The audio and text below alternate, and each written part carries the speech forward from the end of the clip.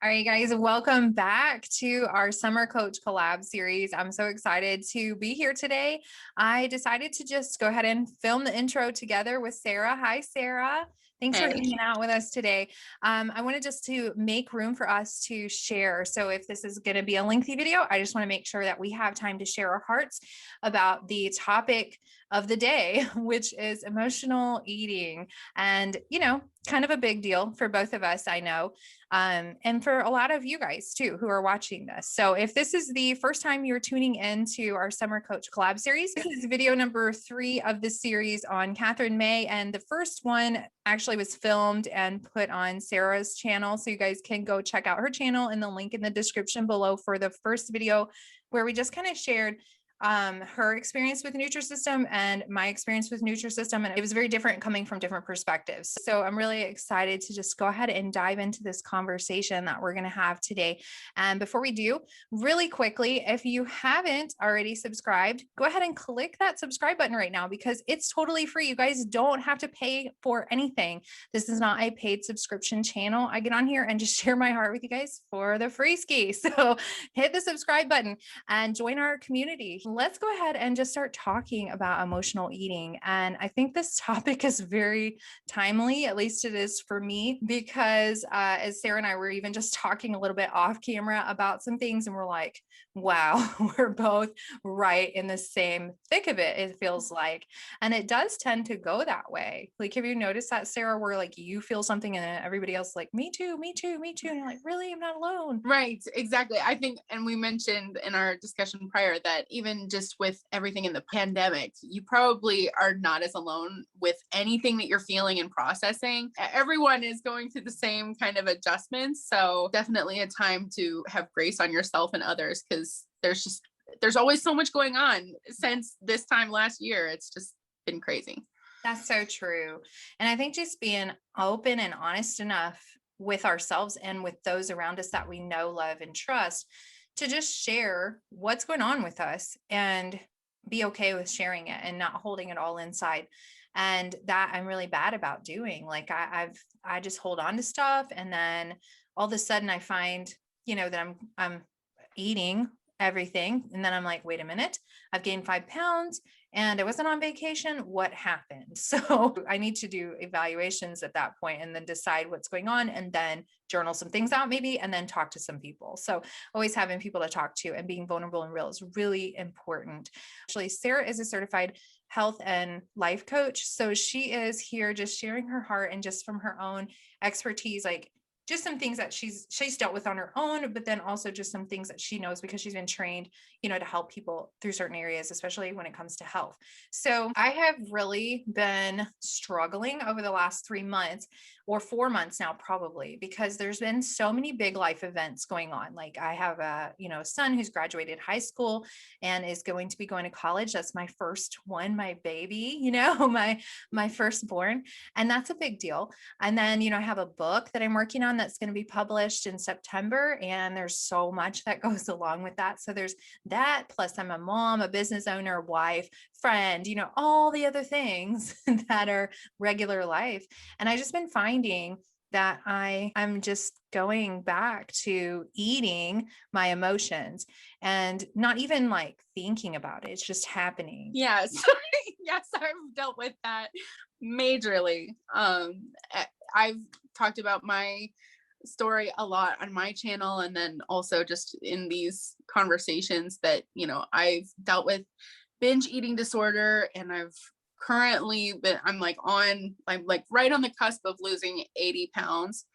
And so That's great. yeah, the whole time it has been fighting emotional eating. I think we've talked a lot about different products and programs and everything, but honestly, for the people who have dealt with yo-yo dieting, like we've talked about, a lot of it has to do with, emotions change. And when your emotions change, your response changes. And I know next week we're going to talk about coping mechanisms. So I don't want to dive into like straight away, just like how to fix it. Because sometimes you just have to deal with your emotions straight up. Good. Yeah, that's really good because that's exactly what I wasn't doing for a while. I was just eating everything. And then I had to take a step back and go, like, I am eating to feel happy and I shouldn't be doing that. And this is kind of a comical, not so comical thing, like funny, not funny.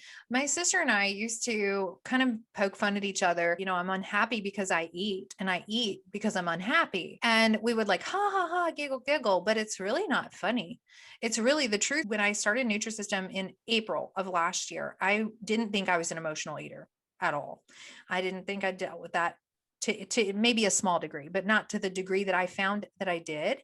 And I overcame a lot of that and was doing really well. And then some triggers were happening. Stress was too much. I was juggling everything. And then I found myself kind of going back to what I was doing before. And that's just going to food when I felt overwhelmed, sad, or tired, or angry, or anxious. And I was eating to try and feel happy, eating to try and make myself forget what was going on, because I could focus on like the eating instead of focusing on the sorrow that I was feeling, or the rejection that I was battling, or whatever it was that I wasn't giving myself space to think about. So what I'm realizing is that I have these triggers and I'm not coping well with them. I don't think that emotional eating is necessarily going to be fixed by, like, hey, just don't eat, go distract yourself by exercising instead. But those things can help. Like, they really can help if you can recognize at first that you're even in the cycle, and then give yourself like a moment to like take a step back, breathe in deeply and count to 5. And that's what started to help me, like, am I eating to fuel my body, or am I eating to fuel my emotions? And then just giving myself a moment to even like answer that question usually kept me from doing it. I I don't know why, but my heart is just like so full of compassion for myself in this moment, actually. Good. I think that if you are tuned into this summer series, it's because you don't just need to lose a quick 10. It might be a cycle of your life. We get to a point where we're actually able to assess what it is about food that is so appealing when you're in emotional distress. Sometimes it is like just happy occasions. Sometimes it's just situational eating, and it's not actually emotional eating. Like if you're at a birthday party, it's not because you're happy that you're eating, it's because you're celebrating, and that's a situation that it just cues food. Whereas like for those of us who really just go through it with emotional eating, for me, I have learned that building up layers of fat around my body is my body's response to my emotional need for safety and protection. So in building up layers and building up walls, literal walls, and I've had certain conversations with people where they've built up physical walls around themselves, or they've eaten in order to make themselves less appealing to the opposite sex because of trauma having to do with that. I think a lot of people actually have very deeply rooted fears and anxieties around food, whether it be you grow up with not having a lot to eat, or food scarcity in your household, or being a youngest sibling and not ever being able to actually just eat your fill.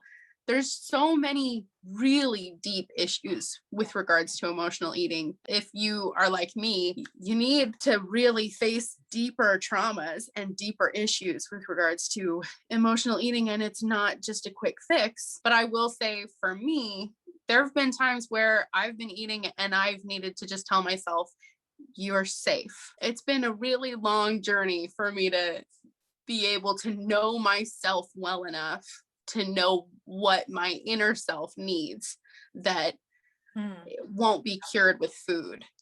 It's a journey. While you were talking about building protective layers around you, that's definitely something that I battled with as a child. I was sexually abused. I wanted to use food to make myself unappealing. And then I got to the point where I was using food to try and find some kind of happiness, because I was such a depressed child because of the abuse. And then I found that sugar was pretty good. And so I was trying to eat it all. So I would like spend all of my money that I would get for my birthdays and stuff from my grandparents on Snickers bars and paydays and chips and any kind of junk food that I could get my hands on, because my mom tried to do the right thing and like give us apples. And I was like, I don't want that. balance. And I was a pretty heavy kid because of it. I think I weighed about what I weigh now as an adult in the fifth grade. I was just sad all the time. And so I went to food to soothe, but I also went to food to protect, like you're saying. So yeah, I've thought about that.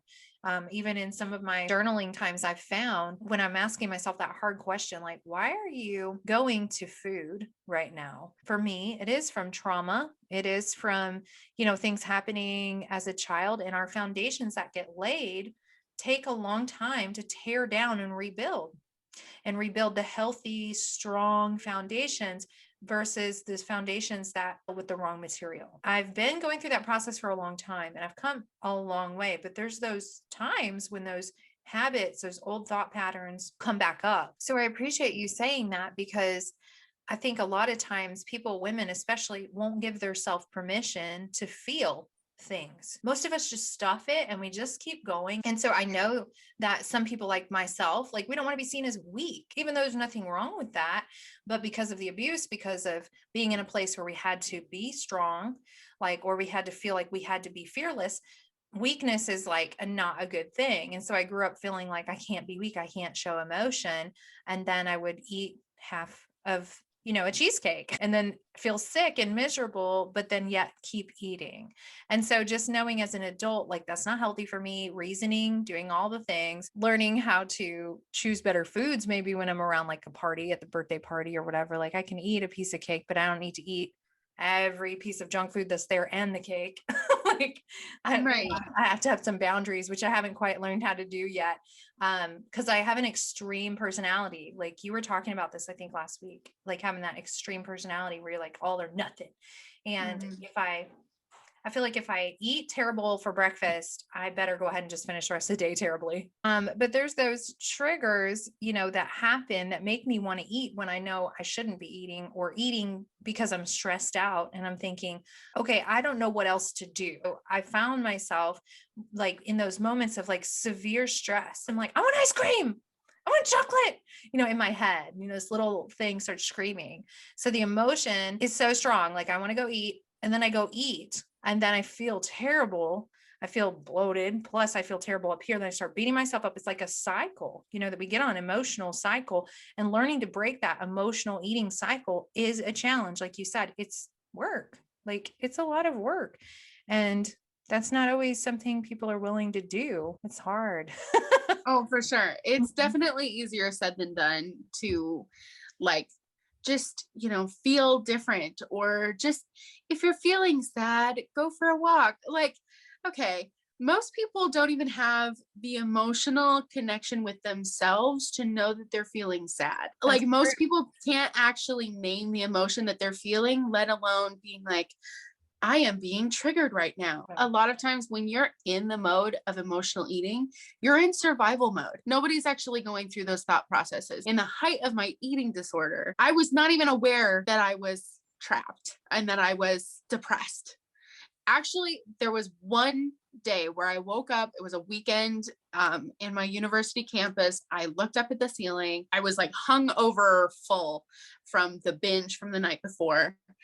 And I was like having a hard time breathing, hard time moving. I had already gained like 50 pounds already. And I remember thinking, I am in a prison that I have made for myself. And I am capable, like I am allowed to leave, but I won't because I'm comfortable. And Wow. it was at that moment that I realized that I've created a trap for myself. 50 pounds later, like emotional eating and eating disorder later, that's when I woke up to the realization that maybe I have a problem.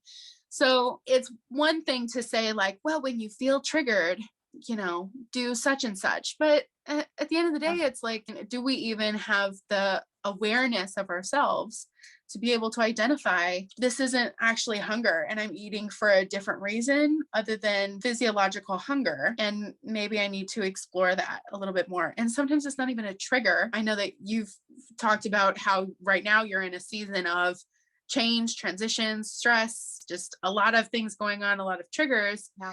And I can say from my end, I'm like the opposite. Like on paper, my life looks so stress free. My life looks like, I got my 7:30 to 4 job, and I've got, a stable home situation.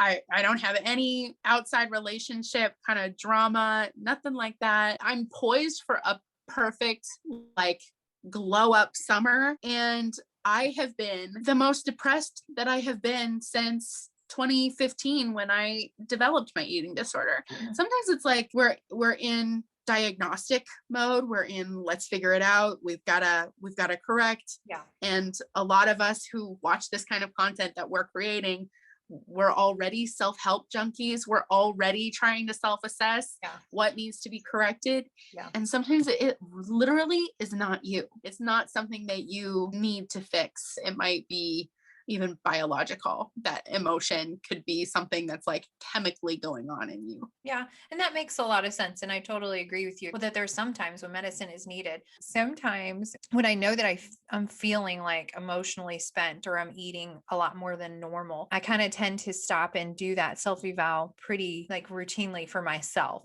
So I know it's not everybody's thing to be able to do that, but I can for myself. And I'm so thankful for that. And I think it's just because since I was, like 20 years old, I've wanted to just kind of be better. Like you said, self-help thing. I've always wanted to like fix it, stop it, make it better. I find that asking myself questions is helpful. Like my little 2-year-old, why? And sometimes I say this to him to stop the why.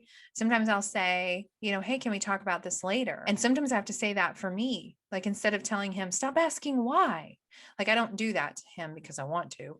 I want to do that to myself too. I want to say like, will you just shut up and eat? And stop asking yourself why everything, like don't analyze everything. And I have to give myself permission to ask why. And then sometimes it's healthy for me to just say, hey, can we talk about this later, to myself, and give myself a break, and just not have to worry about it. So I think that it's really important to know where you're at. So like for you, knowing where you're at is I'm going to go get some help in the process of all the things that are going on. Why am I feeling this way? At least you've asked that question, like, hey, why am I depressed? Like I shouldn't be. Everything on paper looks great. What's wrong with me? And the reason why I haven't like gained a ton of weight in this depression, because it's like I said, it's like, this is the worst depression that I've felt since my eating disorder, where I gained 100 pounds in 1 year. So the fact that I'm going through a similar season of depression is like the reason why I haven't gained all the way back. I haven't lost as much weight as I would have aimed for. But in this season, I've still been really managing my food, but it's because of all the different coping mechanisms that I've tried and all of the different things, and the fact that my emotions still have not gotten better. That's when it's like I need to really start assessing things from like a medical and psychiatric level.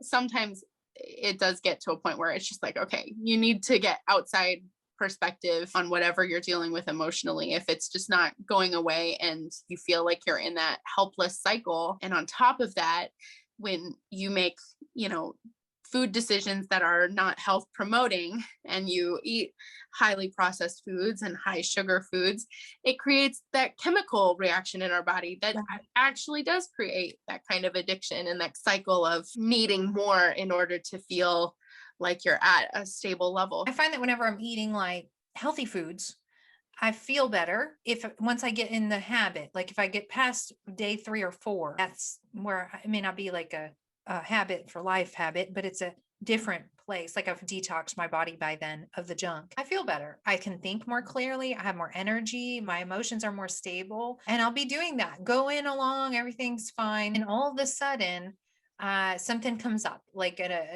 these crazy things in life that do. And I'll feel like overwhelmed, try to deal with it. It may take a day or two. I'm still not dealt with it. Maybe I'm battling depression. Like I've been battling depression too, like just battling it, like just going through it. And it's a normal thing for some people to just go through seasons of that. And sometimes you need a little extra help, like what you're doing, getting some medication or going to a psychiatrist, or, like going to God first for me is always number one. I give myself permission to feel, but, still feeling like shame in the process. Like, okay, I'm eating this food because I'm overwhelmed. I've been eating super healthy. Now I ate something really not healthy. I feel full of shame because not only did I just eat the food that I know I shouldn't be eating because everyone says it's bad, because I know it's bad for my body. Now dealing with the depression on top of it, like, okay, now I feel shame from depression. I shouldn't be depressed. I should be full of joy because I'm supposed to. And that's what everyone expects of me. And then you got to put on this happy face when everybody's like, how's it going? I'm fine. Everything's fine. Everything's great. And you're like, dying inside, and it's frustrating. It's this really frustrating thing. And this is really honest, you guys. Like, I'm watching this, I'm just having a conversation with Sarah, but to be honest, I forgot you guys are watching all this too. But like, this is the thing. So like, if you guys are dealing with this, you're not alone. It's okay. And let us know in the comment section if you're one of those that are like, hey, like me too. You're not alone. I'm not alone. We're doing this together. Okay. Let me know. And hey, I even want to pray for you. So just let me know if I can do that for you. That's part of why I'm here also, reach out. But even, feeling that shame on top of the eating the foods that I shouldn't, then I go on this cycle of now I'm eating unhealthy foods constantly for 2 or 3 days. And I feel that rush, like you were just talking about. Now I've created this other habit where I was eating healthy all the time, feeling great. And then I went through this little like hiccup, and then it like pushed me over to the other side. And now I have to find my way back. Like I have to dig my way back out. But fast food and like chips, those are my things. I think I've said that a bajillion times on my channel. So you guys know what my issues are when it comes to food. But I've even found lately, like craving sugar when I wasn't really a big sugar bug before. I'm starting to crave sugar, just dealing with like diagnosis of family members that are sick. And, there's so much that I'm holding on to, and I'm finding this unhealthy eating habits and things that have kind of crept back up. They make me feel bad. They make me not be able to think clearly. I have a fog, but then I find myself like craving those more. So what you feed will grow, and what you starve will die ultimately. So here I am feeding myself all of the unhealthy foods. And then I say, okay, no, I'm not going to do that. I'm going to starve that craving, and I'm going to start feeding myself all the healthy foods. And so eventually I stop feeding the unhealthy, start feeding healthy, and then I kill, those unhealthy cravings. And so now I'm starting to crave the healthy foods. And then I literally like have to force my way into eating unhealthy food and then force my way back out of it. It's like this, what are you doing? Like, what are you doing all this for? And that's when I have to step back and go, something is going on here. What is happening? And then I realized it, like I said, with Nutrisystem, I think because I stuck to the program so strictly, and there are some sweets type of foods and stuff like that, some nighttime snacking that they give you permission to do. Which I don't really agree with, FYI. But I was finding in times of like severe stress, and that was right in the middle of COVID, right when it started, was April 2020, right? Like March and April. I found myself in my head wanting to go get food that I shouldn't be eating. And then I was like, oh, that's because I feel a certain way. So that's the only reason I was able to like take a moment and stop and think about why I was doing it, was because I wasn't allowed to eat anything outside of this structured program.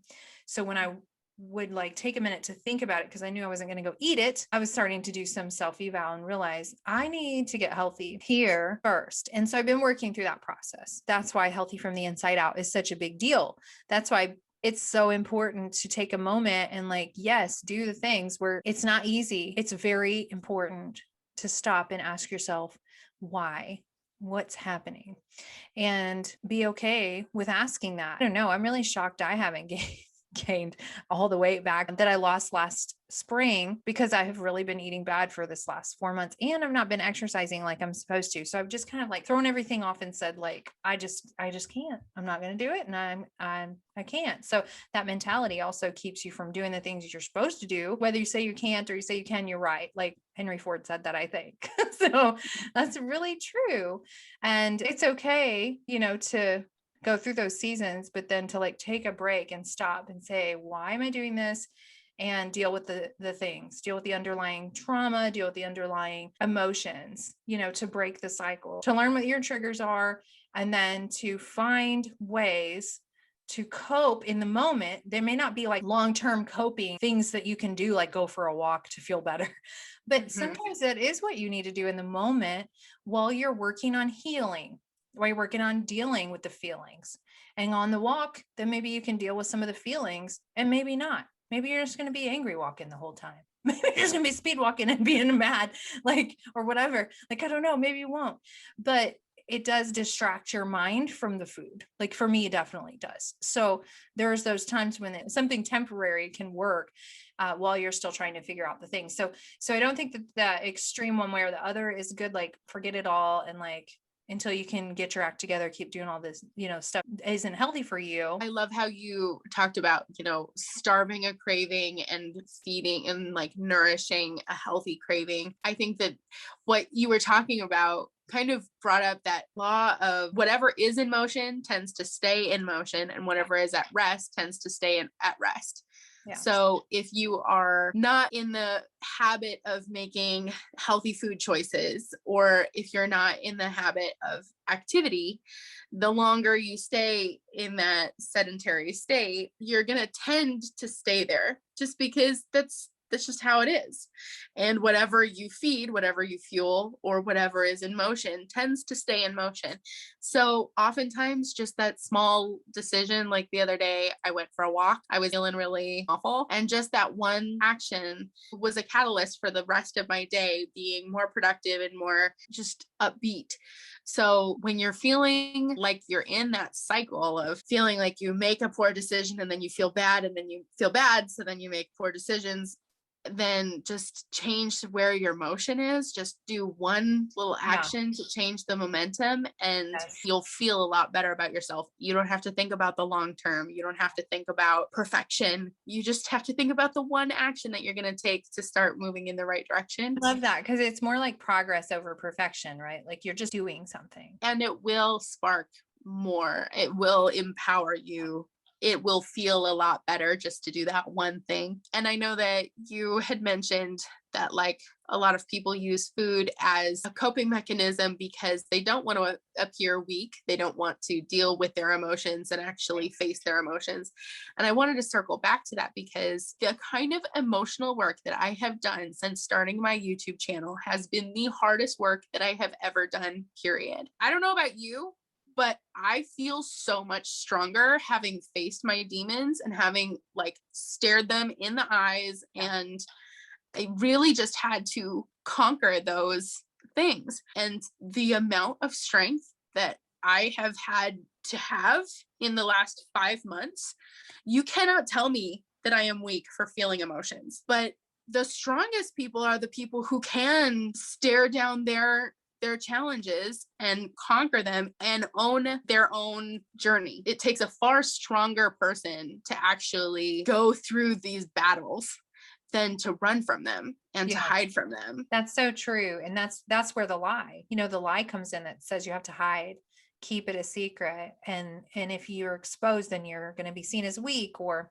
something's wrong with you. That is the lie. Yeah, that keeps us trapped in that self-imposed prison that you said earlier, that I thought was like, yes, I have been there. I have had my share of jail cells that I created and placed myself in and shut the door, and it wasn't even locked and I couldn't leave. So like, I definitely get that. Like we just build this place that we think is some security place, and it's really not. It's horrible and isolated. And, I write a lot about that in my book. It's an awful place to be in, and especially when you don't even recognize that you've done that. So having the epiphany when you looked up at your ceiling and you were like, what the world? That's huge. That's step number one to tearing down the walls of the lie. I call it the lie because that's really what we are doing. We're believing a lie somewhere along the line of our life.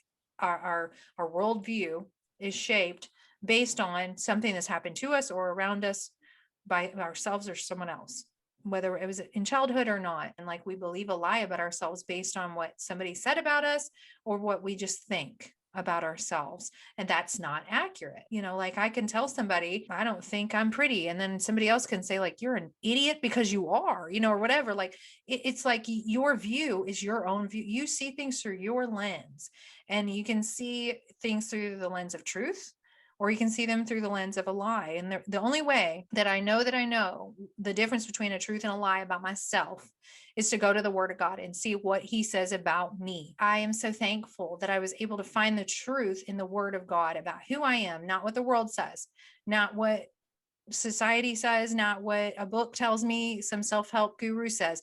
What does God say? Who am I in Christ? I just found it to be so helpful once I believed the truth that I could tear down the prison. And I also recognize when I'm trying to build another one up, because, hey, I've been here, done that. If you feel like that, comfort zone, like you were talking about, it's uncomfortable, but it's your normal. Like, it's, somebody said once that, people stay in dysfunctional relationships because their dysfunction is the only thing they know, that they learn to function in their dysfunction. And that was my life for a very long time. I learned to function in my dysfunction to where my normal was somebody else would look at and be like, you're nuts. I had to recognize that. Even though it was comfortable, it was unhealthy. And I had to take a moment and step back and get out of that. But it took time. So now when I find myself doing the same type of destructive behaviors, I can recognize them a little bit more easily. That's why maybe it's not such a hard work for me to say why? Because I kind of already know hey, wait a minute, I've been here. This feels familiar and I don't like where this is going. So it's a little easier for me maybe, but it's important, and to be honest, and to find ways to stop it, to just deal with your emotions, but then find ways to stop it. We're going to be talking about those next week. We're going to have a lot to say about some coping mechanisms and some ways that you can handle, dealing with stuff like emotional eating, and how to go through your day and not feel so overwhelmed with your emotions, even if they are overwhelming at times. We maybe just can talk about some ways that we cope, that we handle things.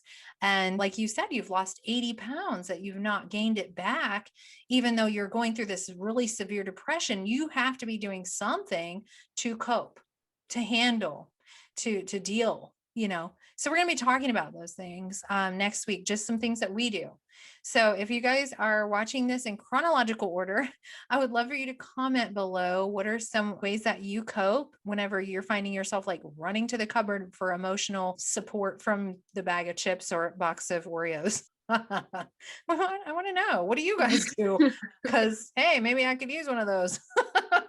I don't know. I think that we have just kind of scratched the surface of emotional eating. And if you just take one little action, you just feed the right things, and that will continue to flourish, and you'll start feeling a little bit more momentum, and then take on facing those demons and actually, dealing with the emotions that are at the root of your emotional eating rather than just addressing the eating.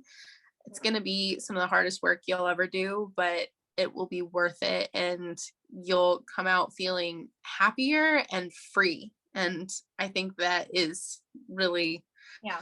The ultimate outcome. Yeah. And if you need help, if you're in this place where hey, I'm hearing what you're saying and I'm there, and I don't know how to do, what to do, or where to start, reach out to somebody if you have a close friend or family member that you can trust, great. But reach out to somebody like Sarah or somebody like myself. That's what we do. We're coaches. We help people through these things. Sarah's a certified health and life coach, and I'm a certified mental health coach. So you guys can just reach out and say, hey, I want to talk with you. Can you help me possibly? And I know I do. I can't speak for Sarah. Maybe she can in a moment, but I definitely do free consultations to talk you through what's going on and maybe how can I help you? And if I can help you, then we can talk further about being, a long-term relationship, and see how we can help you. So I definitely do that, but you guys can find all the information for those type of things and how you can reach out to us for that in the description below. I do free consultations too. Okay. So yeah. And I think this has been really good conversations, and I'm so glad that we were able to have these and just talk about emotional stuff. And neither one of us have arrived to some place where we've got it all figured out.